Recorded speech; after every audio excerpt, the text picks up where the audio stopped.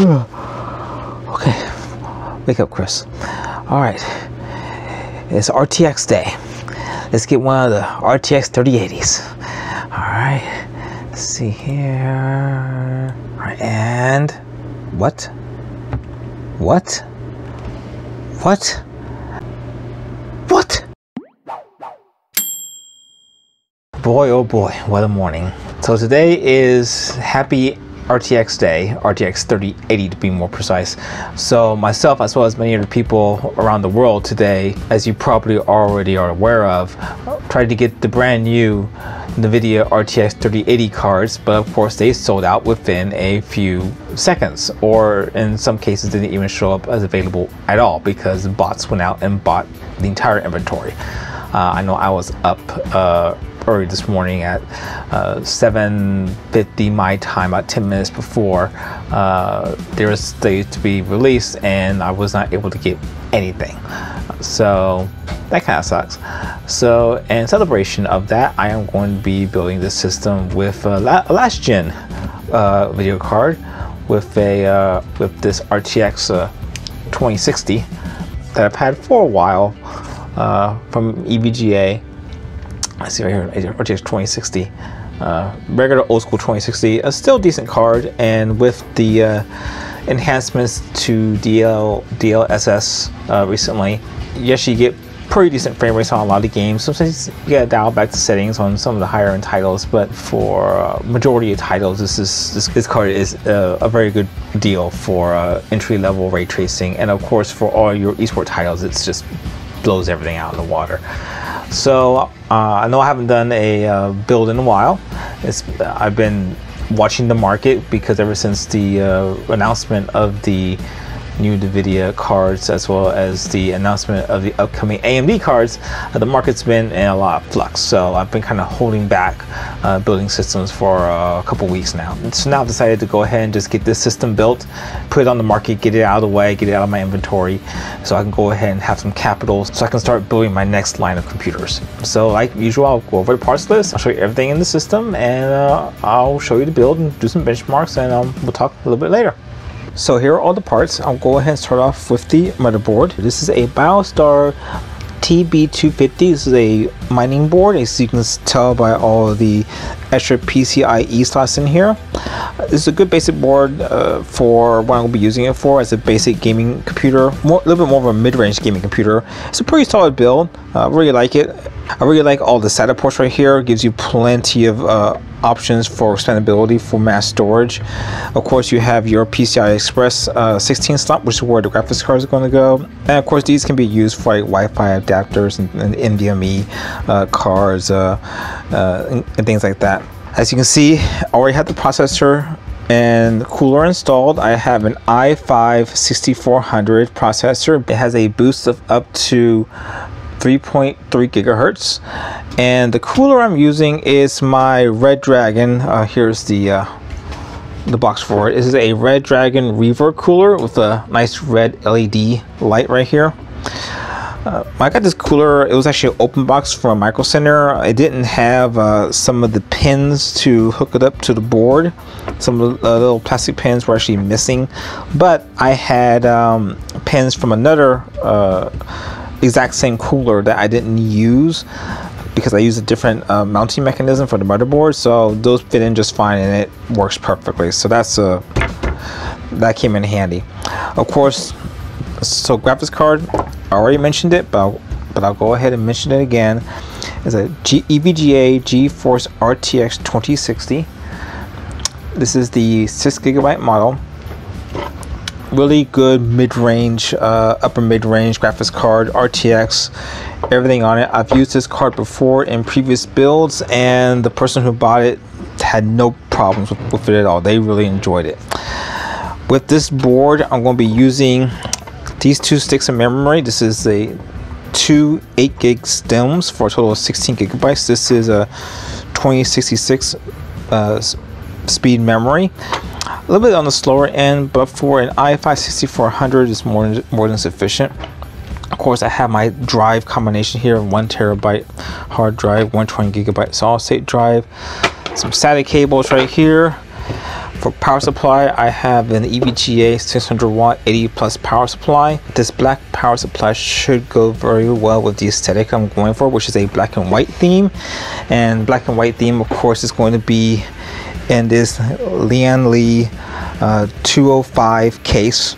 I've used this case before in many different builds. I've used both the black and the white version of this case. Really spacious, tempered glass, love it. Has the filter on the top, supports a full ATX motherboard, which is what this board actually is. So supports a full ATX board. So here are all the parts. Let me go ahead and do the build for you and do a little montage. Here we go.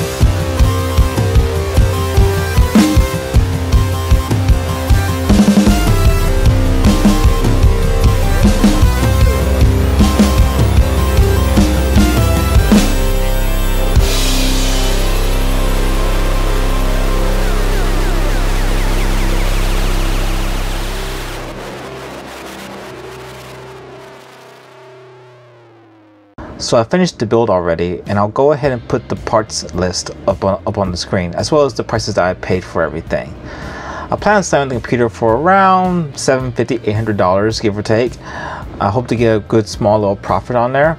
Now I know people might say, oh, this is an older RTX system. Well, right now the availability of the new RTX cards are extremely limited right now. You also have to remember, this is a full-fledged computer. It's not just a gaming machine. You can do everything on this thing. So unlike some of the consoles that are coming out soon, this one can edit videos and publish those things online. You can do Twitch streaming on it. So there's a lot more things you can do on this versus just having a gaming system or a console. Overall, the performance of the machine is pretty good. The processor, I would have liked to have a little bit better unit, but for the price that you're paying, it's good. I was able to get sustained 100 plus frames per second on all the esports titles. I was even able to run Fortnite at around 80 frames per second on epic settings. That's the highest graphical settings. So that was real impressive. Of course, with the new DLSS 2.0 that's come out from NVIDIA, I'm able to play the RTX titles such as Shadow of the Tomb Raider at a very decent frame rates at 1080p with RTX on, whereas when it first came out, you weren't able to do that. Aesthetically, the black and white theme came out pretty well, and the red fan just gives it a little splash of color that's really nice. I didn't have too many difficulties assembling the machine. In fact, this was one of the fastest builds that I ever put together. It only took me an hour or two to set it up, install Windows, and have it ready to go. As always, I'll go ahead and put the links to this listing in the description below. And if you like this video, go ahead and subscribe and leave a comment and tell me what you think. Until next time.